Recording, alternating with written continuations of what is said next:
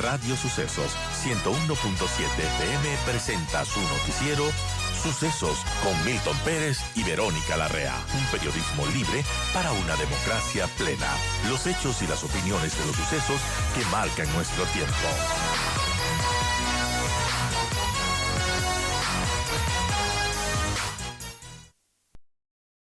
Gracias, Hugo, por estar con nosotros. Y bueno, hablemos de algo que hizo, un anuncio que hizo el presidente y que, bueno, nos tiene hablando también un poquito de esto porque es preocupante si es que se da el caso que el Ecuador cambie ese estatus a un país que normalmente ha estado de paso de los ilícitos de la droga, pero que ahora se podría considerar que se está también cultivando. El presidente Noboa alertó sobre la existencia de 2.000 hectáreas de cultivos de coca en la frontera entre Ecuador y Colombia y dijo, en esta zona conviven varios grupos delictivos. Y bueno, también las Fuerzas Armadas han reaccionado, han dicho lo suyo sin confirmar la existencia de estas 2.000 hectáreas de cultivo de coca. Y ellos han reaccionado a este anuncio que hizo el 14 de octubre el presidente, en donde mencionaba que, según información satelital que recibe a través de la asistencia internacional en la frontera norte, existirían unas 2.000 hectáreas de cultivos de coca. Eh, Al respecto, Miguel Córdoba, jefe del Comando Conjunto de las Fuerzas Armadas, aclaró que las patrullas militares apostadas en las zonas fronterizas como Esmeraldas, Sucumbíos y Carchi estarían rastreando estas áreas de cultivo. También agregó que conforme se vayan ubicando, los cultivos ilícitos se irán destruyendo. También indicó que, por ejemplo, el 12 de octubre se hallaron y destruyeron 2.5 hectáreas de sembríos de coca en Putumayo, en la zona selvática de Sucumbíos, que está muy cerca de la frontera con Colombia. En todo caso, aunque no se hizo ninguna distinción, las Fuerzas Armadas informaron que los cultivos de coca que se han encontrado en la frontera pertenecen a grupos criminales que operan en la zona. Este informe geoespacial de cultivos ilícitos en la frontera norte del Ecuador, que es la base del anuncio del presidente Noboa, se hace un señalamiento a 11 bandas criminales, 6 serían ecuatorianas, 5 colombianas que operan en esta zona. Y en este es un documento, como sabemos ahora, elaborado por un ente privado que fue entregado por el gobierno de Estados Unidos al gobierno del Ecuador. Y si bien no se hacen conclusiones, porque se apunta, no es un informe conclusivo, sí proyecta que el país podría estar eh, cambiando su estatus de ser un país de tránsito de estos ilícitos, de ser un país donde se cultive, y habría un estimado de 2.000 hectáreas de cultivos. También del lado ecuatoriano, el documento señala que las operaciones serían de estas bandas como los Lobos en Carchi, Sucumbíos y Esmeraldas, mientras que en Esmeraldas también fueron ubicados los choneros, las águilas, patones, tiguerones y gángsters, esto respecto a bandas criminales. Y del lado colombiano se habría identificado la operación del Frente Alonso Cano, el Frente Uría Rondón en Esmeraldas, el Ejército de Liberación Nacional y el Frente Alonso Cano en Carchi y los comandos de fronteras y el Frente Carolina Ramírez en Sucumbíos. Bueno, un poco ese es el contexto en el que estamos y respecto a este anuncio del presidente que ha tenido algunas reacciones, yo quiero agradecerle a don Hugo Acero por estar con nosotros aquí presente y, bueno, ¿cuál es su análisis, don Hugo, de esto que se está viviendo en el Ecuador? Que, bueno, quizás no es nuevo, que se han encontrado algunos pocos cultivos, pero, bueno, sí es preocupante este anuncio que hace el presidente, ¿no? Lo primero es creer en el informe, o sea, creo que ese es un elemento importante. Ese es un tipo de información sobre la cual, desde luego, muy rápidamente se puede hacer una verificación.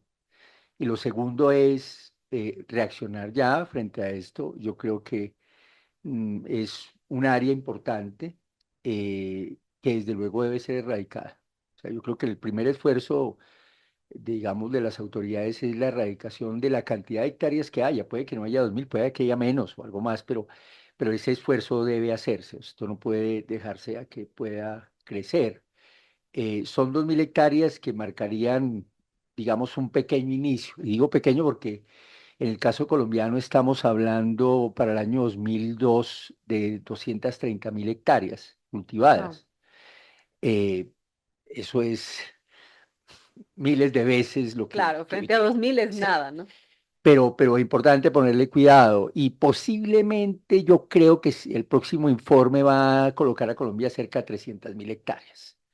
Esto no es irreal, eso ha venido creciendo, pero en el caso ecuatoriano sí creo que la medida debe ser de manera muy rápida entrar a erradicar. Colombia erradicaba en un año 60.000, 50.000 hectáreas, 2.000 Con no el plan sería fácil. Colombia.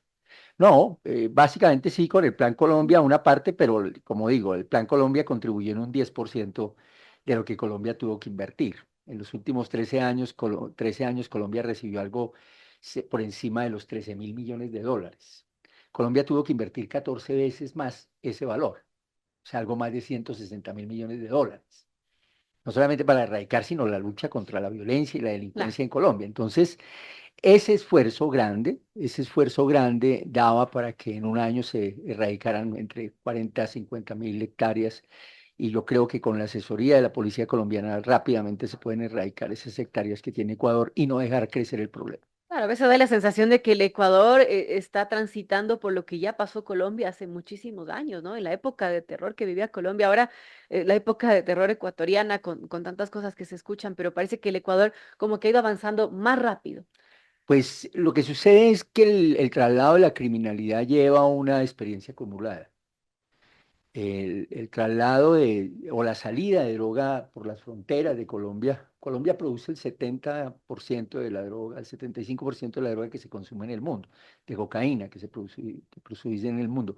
Antes lo hacía de mandar directamente a los Estados Unidos a Europa, pero los niveles de interdicción fuertes, Claro. con el apoyo desde luego del gobierno norteamericano, llevó a que los narcotraficantes buscaran otras salidas y la encontraron en los países vecinos. Lo Claro. hicieron en Venezuela, lo han hecho hacia Centroamérica, lo hicieron hacia Ecuador, lo han hecho hacia Brasil, Argentina, Chile.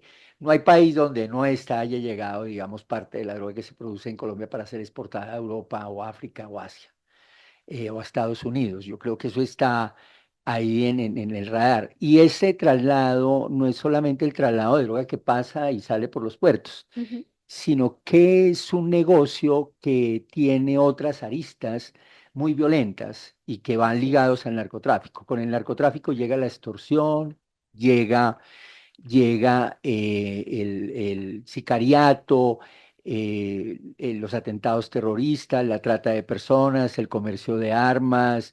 Inclusive hoy leía en uno de los diarios que en Ambato se viene extendiendo unos préstamos con altos intereses de gente que está lavando recursos y que son muy violentos a la hora cuando la gente no paga las deudas. Wow. O los lesionan o los matan si no pagan.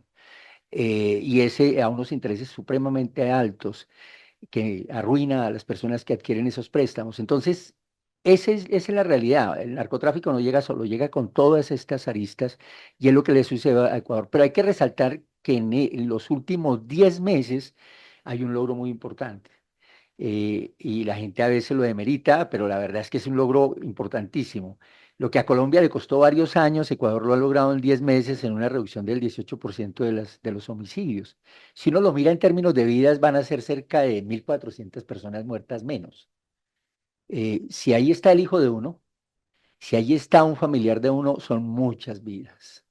Lo que pasa es que uno dice 1.400 son cuatro números. Claro. No, no, aquí el país creció, llegó a 8.000, más de 8.000 homicidios y esa reducción en este año va a ser muy, muy importante realmente desde el punto de vista de acción de las autoridades frente al tema del crimen organizado y frente a la violencia y la delincuencia que están sufriendo. Bueno, justamente ayer se conoció que el Pleno de la Asamblea va a dar paso al juicio político a la ministra del Interior, Mónica Palencia, y bueno, mucho se ha dicho sobre esta cifra, ¿no? De reducción de muertes violentas, aunque claro, lo que se le cuestiona es, bueno, el conflicto, la situación de inseguridad continúa, las muertes, lamentablemente uno abre el periódico y son al día, es un pan de cada día, entonces eso no ha cesado.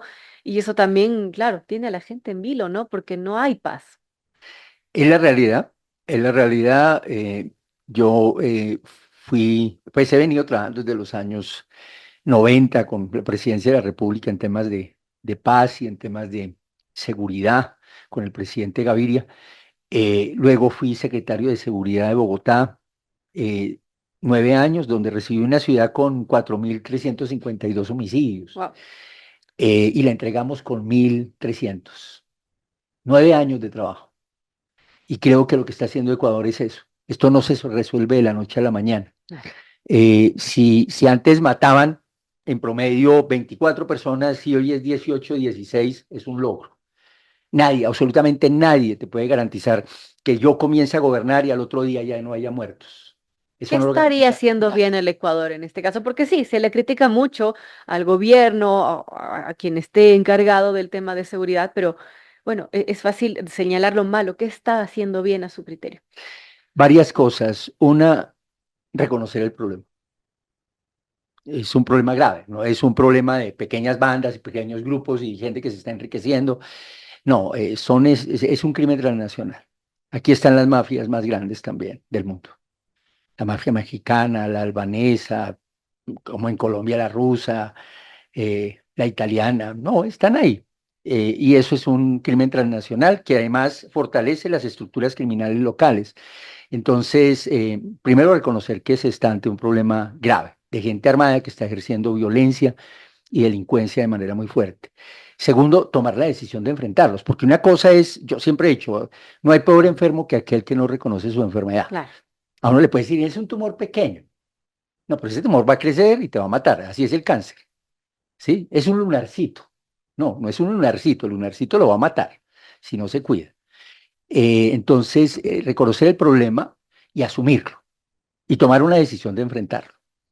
Es el segundo paso. El tercero es trabajar en equipo. Policía, fuerzas militares, Ministerio del Interior, Ministerio de Defensa y otras instituciones. El cuarto, obtener resultados como los que se están obteniendo y ojalá se tuviera una conciencia importante sobre esto. Este es un problema de Estado, no es un problema de gobierno. así es. O sea, Porque se cambia el gobierno y el problema va a seguir. no, pero además, decirle que el presidente es el único responsable, por Dios, este es un problema de Estado y de nación, si se quiere, que involucra también a los ciudadanos. El presidente tiene una obligación, claro que la tiene, y la está asumiendo. Los ministros tienen una obligación, la doctora Mónica Palencia, el ministro de Defensa tienen unas obligaciones y las están asumiendo. Ese es el Ejecutivo. ¿Dónde está el Claro. Legislativo? ¿Cuáles son las leyes del Legislativo que está promoviendo antimafia? ¿Cuáles son las leyes frente al terrorismo?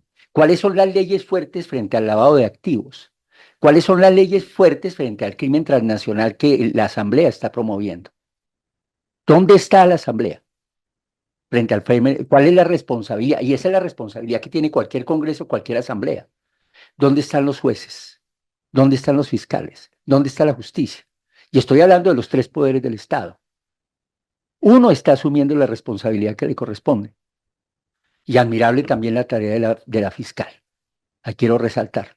Admirable. Sí, del tema justicia hay algo que trabajar muchísimo, Sí, porque la policía, Fuerzas Armadas se quejan que, bueno, ellos hacen su trabajo, pero capturan a los delincuentes, para el día siguiente están saliendo libres. hay que hacer un trabajo en equipo. Se necesita una unidad. Colombia ha obtenido resultados a partir de esa unidad y no ha sido en todos los gobiernos. Unos gobiernos han Mm, sido mucho más incisivos, mucho más fuertes y mucho más contundentes que otros. Y cuando hay gobiernos completamente débiles, esto crece. Esto crece. claro. Y los que no asumen. Entonces, y también es un tema de los ciudadanos y de las comunidades. Es que es una, digamos, es un tema de nación, es un tema de poder vivir realmente en el país con cierto nivel. Y ahí es donde entra a jugar todo el Estado en su conjunto, pero también las comunidades. Colombia ha hecho esfuerzos en todos los sentidos. Y en muchos momentos ha sido precisamente la propia sociedad civil, las propias organizaciones que nos llamaron la atención. Recuerdo el secuestro. Llegamos a tener en un año 3.500 secuestros Increíble. efectivos y se organizaron la sociedad, mucha gente nos organizamos, inclusive en esa época eh, hubo una carta que muchas personas firmamos que si nos secuestraban no pagábamos un solo peso para no financiar a la criminalidad. Y ahí fue el nunca jamás o el nunca jamás, digamos, el tema de país libre que comenzó desde la sociedad civil a enfrentar el tema del secuestro y de alguna manera de la delincuencia. Pero también una sociedad que en algunos casos ha tenido que aportar grandes recursos. Parte de la financiación del fortalecimiento de la seguridad y la justicia en Colombia viene de un impuesto al patrimonio. Algunos lo llamaron el impuesto a la guerra. Sí, era el impuesto a la guerra, porque era para financiar las fuerzas militares y financiar la policía. De ahí sacamos y de ahí se sacó los más de 160.000 millones de dólares para financiar. Bueno, acá se nos aumentó 3 puntos del IVA y bueno, todavía no vemos Pero, resultados. pero falta, Falta. falta, siempre falta. Yo lo digo porque yo he estado ahí al frente, digamos, tratando de fortalecer a la policía, a la justicia en Bogotá, una ciudad de 8 millones de habitantes.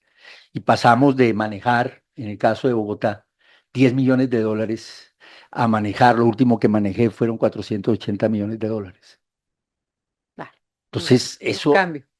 eso potencia en términos de comunicación, formación del recurso humano, movilidad, armas, lo que se requiere para entregar, para efectivamente garantizar la seguridad de los ciudadanos y con eso se tienen resultados. Es muy difícil avanzar si no hacemos absolutamente todos el esfuerzo.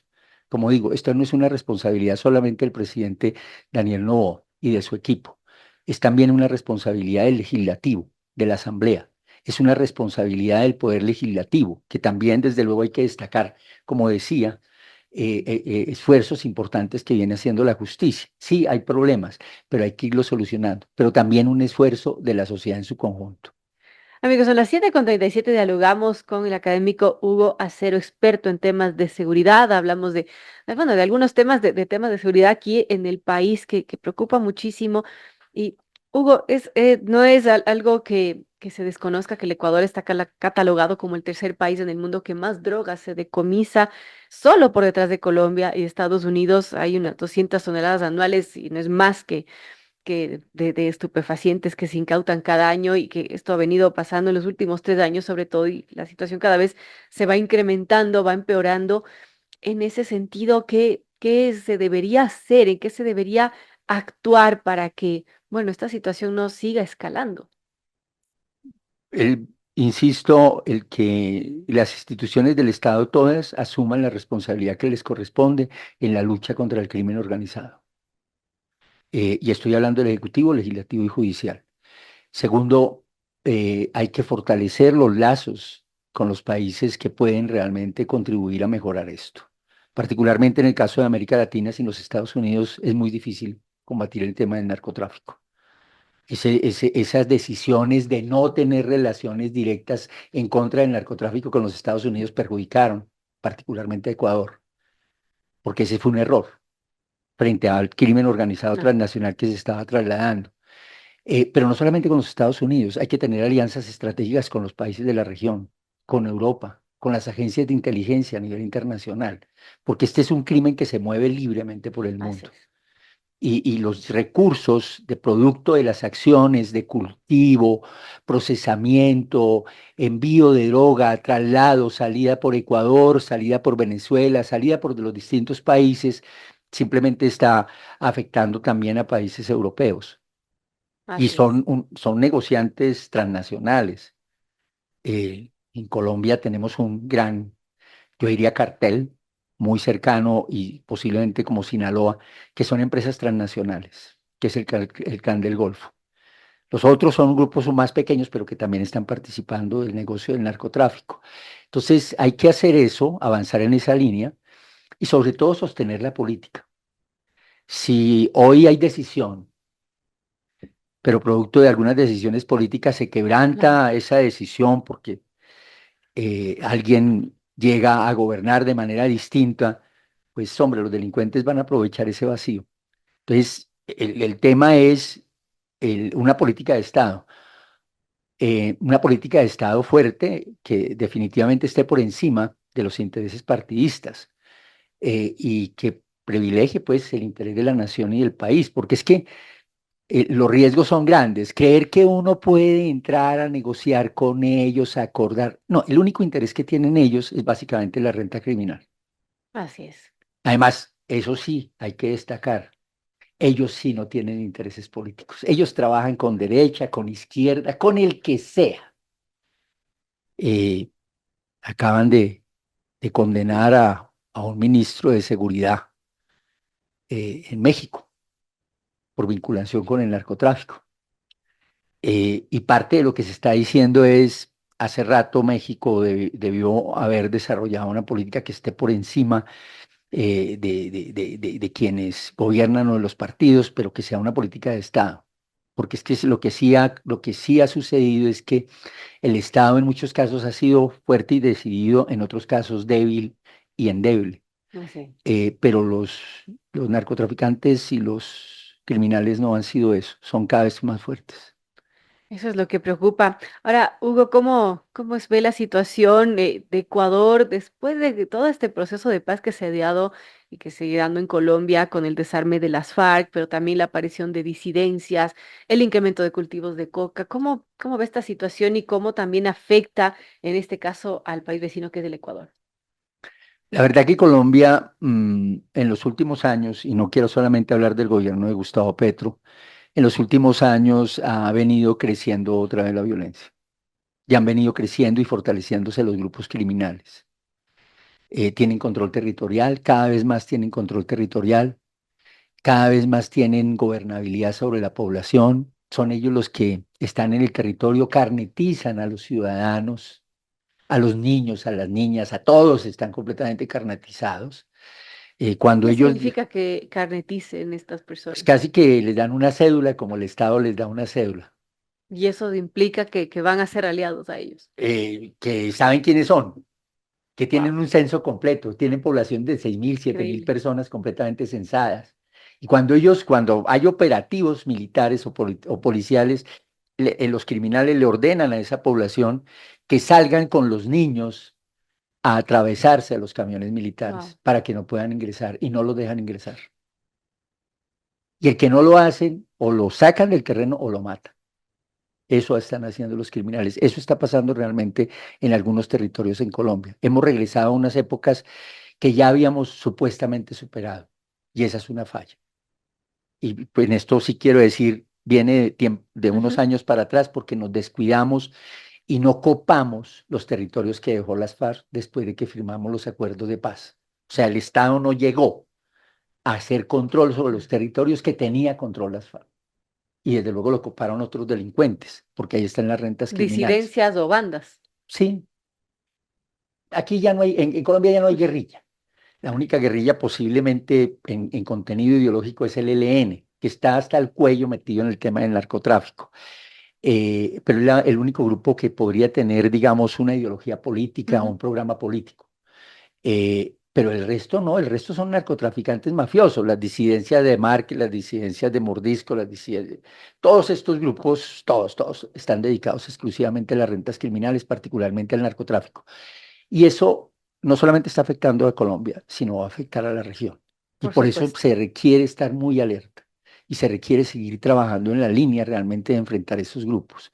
Y por eso la acción debe ser trabajar con los países de la región, particularmente con Colombia, con Perú, que son países productores, mucho más productor Colombia, trabajar con los Estados Unidos, trabajar con países europeos, trabajar con la cooperación. Y otro elemento importante que lo está desarrollando esta administración, tener una política integral. Esto no es solamente de mano dura, se requiere realmente programas preventivos, se requiere trabajo con las comunidades, se requiere trabajo con los alcaldes, Mucho con, territorio también. con todos. Es que se requiere Sí. trabajar con todos.